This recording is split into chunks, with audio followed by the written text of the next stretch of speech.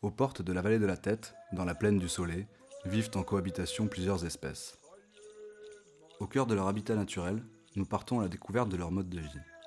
Liée au rythme des trimestres, cette vie est parfois source de conflits. Situé au bas de la chaîne alimentaire, le Manaus sardinae vit généralement en banc, se laissant porter par le courant. Mais le Manaus n'a pas toujours conscience du danger qui l'entoure.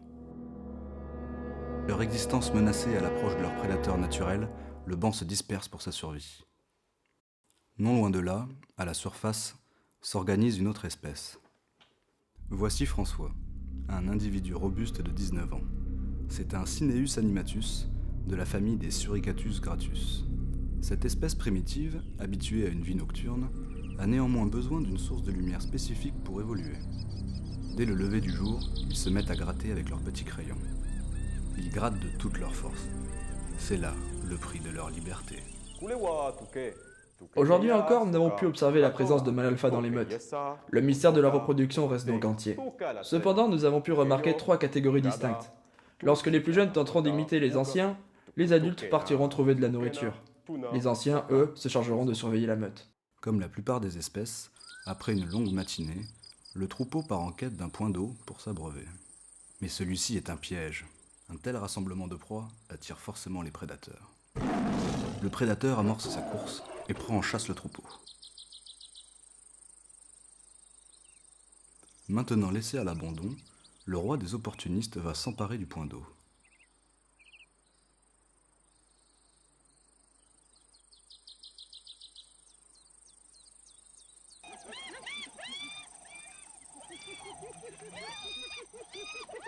Le Comnicus visualus, de la famille des Hyénidés, est une espèce hargneuse, un charognard très territorial.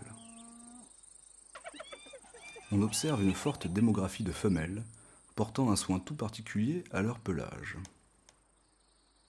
Les plus âgés gagnant de l'assurance, le chef de meute doit régulièrement les remettre à leur place. Voilà un Odiodus visualus qui pointe le bout de son museau. Vivant habituellement sur les hauteurs de ces plateaux, nous le retrouvons dans son environnement naturel.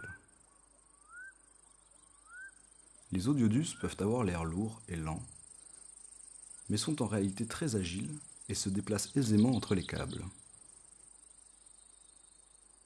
Étant pourvue d'une ouïe et d'une vue hors du commun, cette espèce est toujours alertée par le moindre bruit ou mouvement.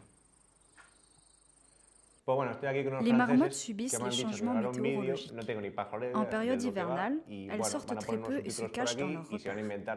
Mais à l'arrivée du printemps, cette espèce profite de l'extérieur pour une véritable chasse à l'image.